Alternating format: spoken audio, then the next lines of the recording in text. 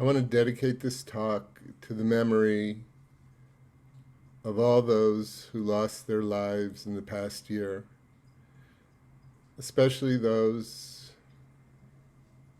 who are victims, who are suffering, who have experienced violence. Let us hold them in our hearts and in our minds.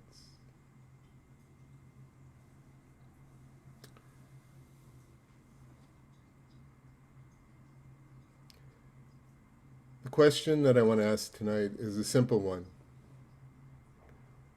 What is mindfulness? What is that experience that perhaps you just had as we practiced a quiet session of meditation? We talk about mindfulness all the time. You hear it everywhere. There's hundreds of books. We are always caught up somehow in this, how should I say, mindfulness is on our minds. But what does it mean?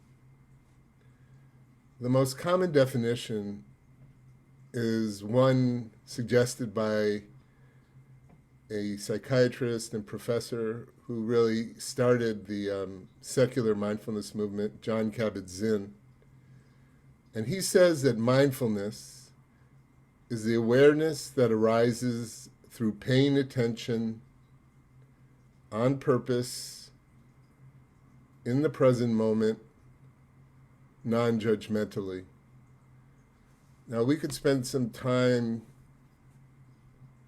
breaking down that definition and looking at each part, but I find that the secular version of mindfulness, represented by Kabat-Zinn, is often quite problematic. From psychotherapy to schools, the military, and corporations, these secular approaches either strip mindfulness of its spiritual and ethical context altogether, or only mention them as an afterthought. I believe that mindfulness alone is not enough. I prefer to think of mindfulness as multivalent, a point of embarkation, an expression of our embodied experiences, rather than a descriptive definition of a particular thing. In Buddhism, mindfulness is translated into the Pali word sati and its Sanskrit counterpart, smriti. Now, originally, both the Pali and the Sanskrit terms meant that which is remembered. However, translation of mindfulness does not answer our question. The fact is, it is difficult to use words to describe mindfulness. And when using words, it is important to remember that they are only fingers pointing to the moon. They are not the moon itself. So in my experience, often the first thing that we do when trying to understand something that we don't know a lot about or we want to find out more about is to look it up on our computers or smartphones, Google it, search Wikipedia, or find a talk about it on YouTube. And I did all of those.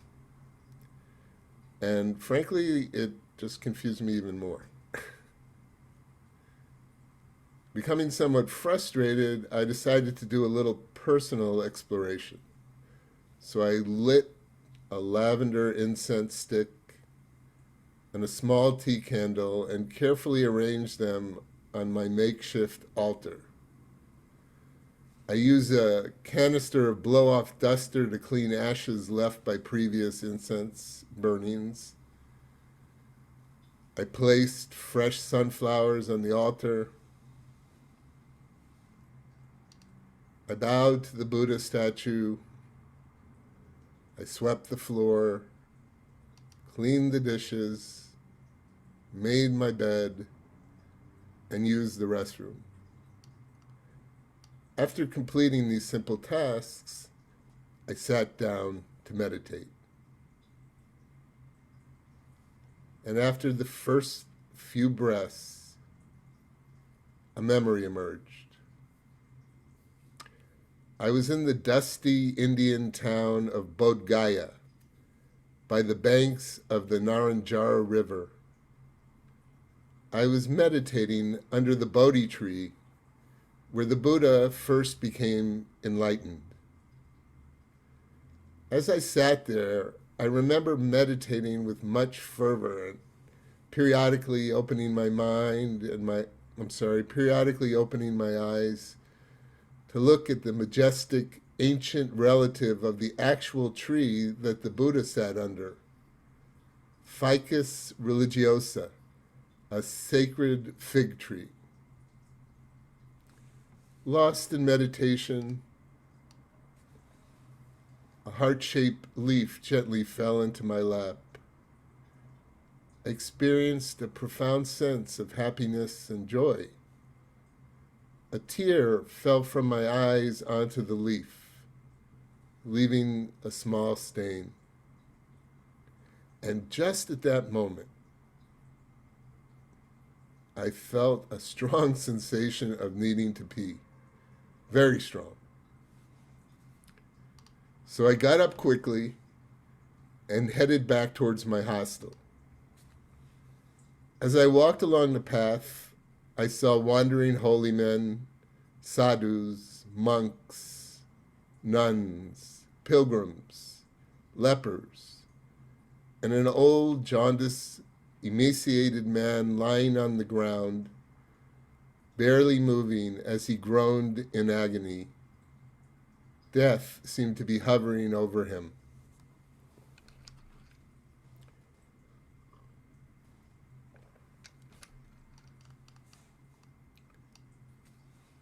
Starting to move faster, I was suddenly confronted by a woman holding a small baby. She thrust her hand in my face, asking me for money in her broken English. Reaching into my pocket, I pulled out a few rupees. And then other women, also holding their babies, began to surround me, all with their hands stretched out, asking for money. The urge to pee grew stronger, and I actually became frightened by the large group of women and screaming babies surrounding me. I felt the need to escape, to run away.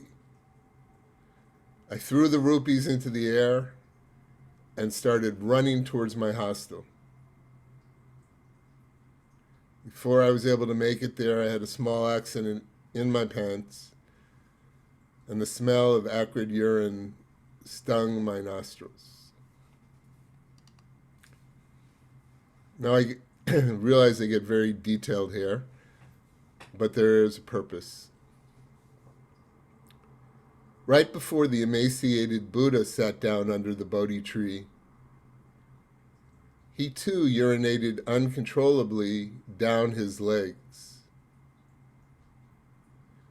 The warm, burning sensation suddenly triggered a memory. As a boy, he was happily sitting under a rose apple tree. The sun was shining, a warm breeze blowing. His father was some distance away, overseeing his workers in the field. He felt at peace, but he also remembered that insects, eggs, and worms were being cut and killed by the plow. Overtaken, he felt a strange sorrow as if his own relatives had just been killed.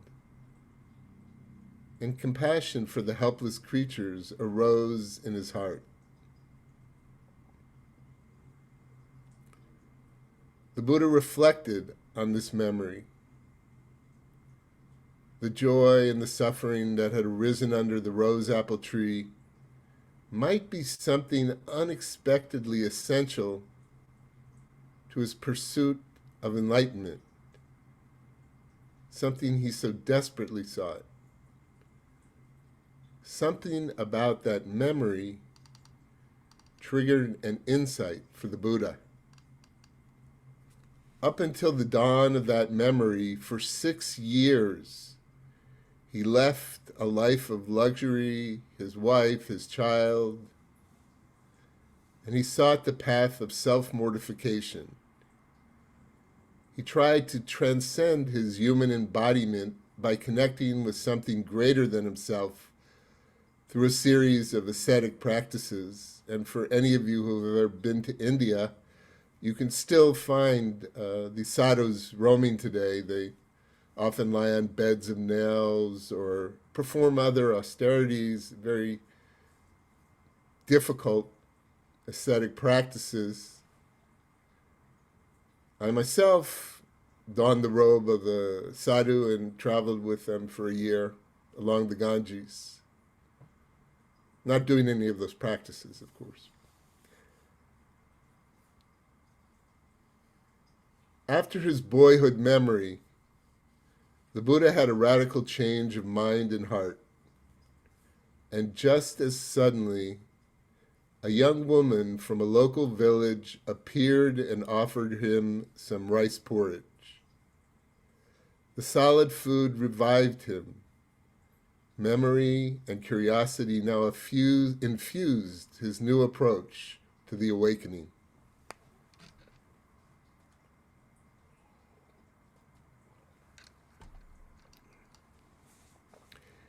He was acutely aware of his feelings and thoughts. He no longer felt the need to run away from them. And in this state of present awareness, not some disembodied state or trance state, he slowly made his way to Bodh Gaya along the Naranjara River, sitting and meditating under the Bodhi tree. He was determined to either die or finally understand the question of human suffering, of illness, of death, of pain, of growing old. All those very human things.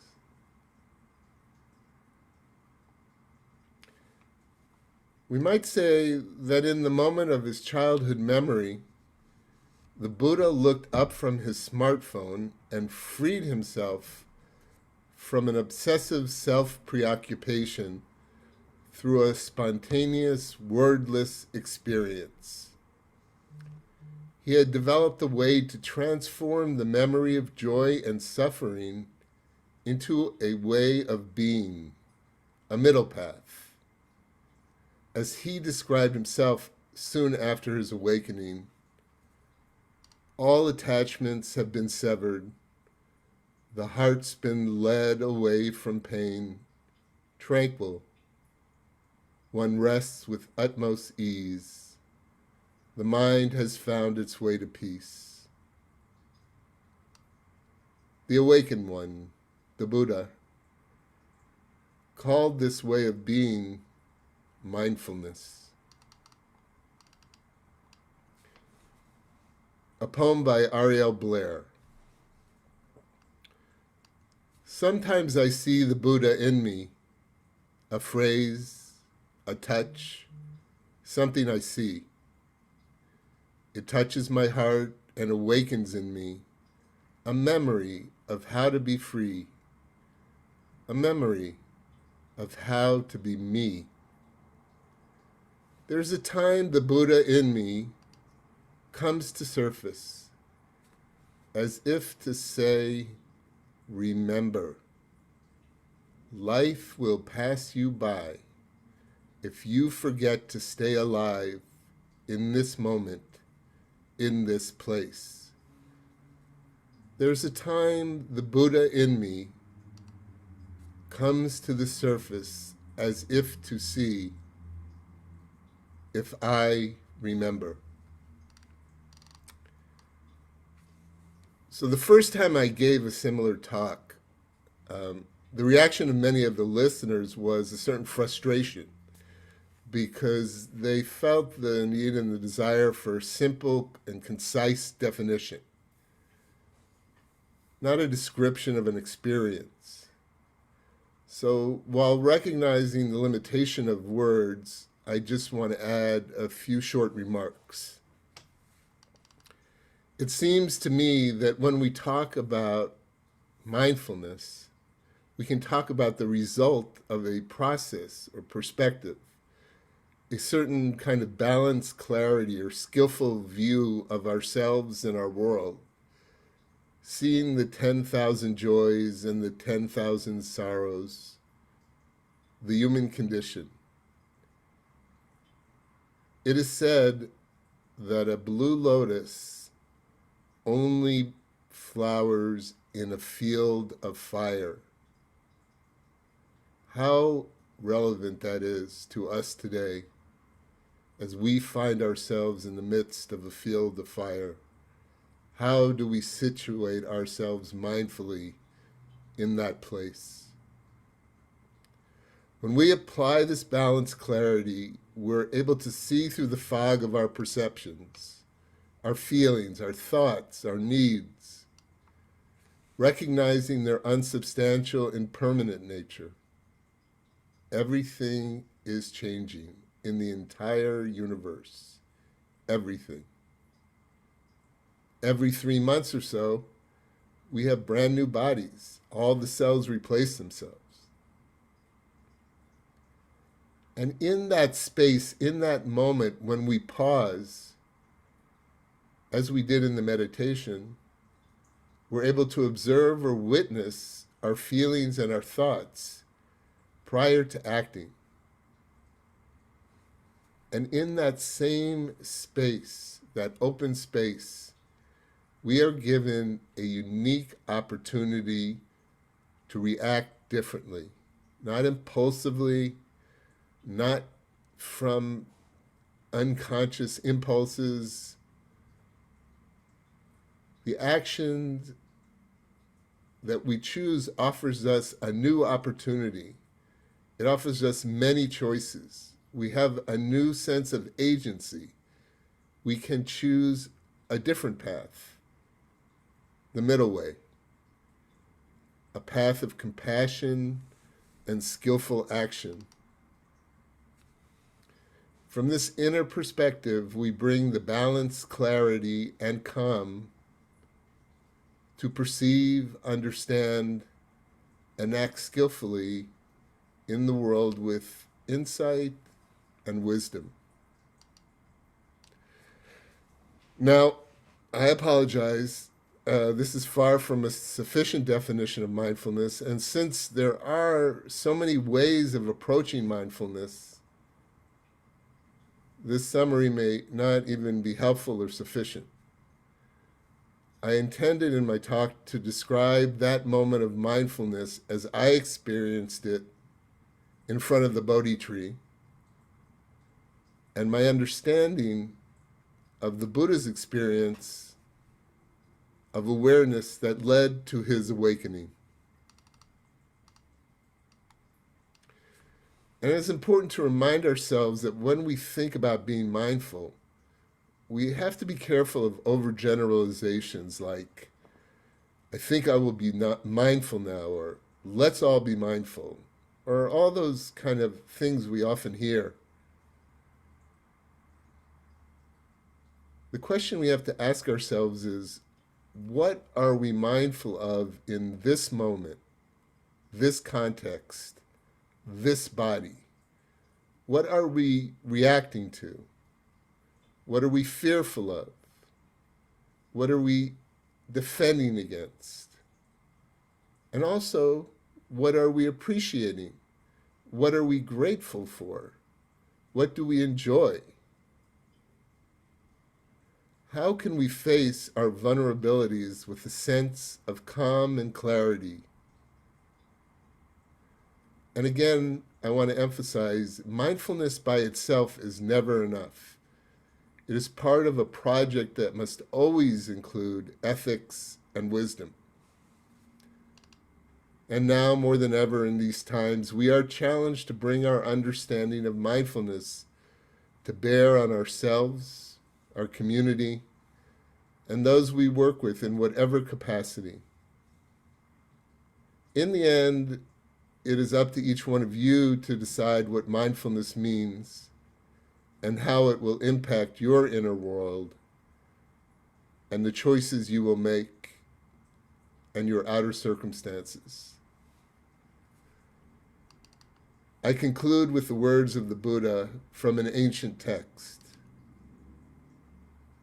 Quivering, wavering, hard to guard, to hold in check, the mind. The sage makes it straight, like a fletcher who shapes the shaft of an arrow. The mind, well trained, brings ease. Thank you for listening, for showing up today, for your presence. I look forward to hearing your response.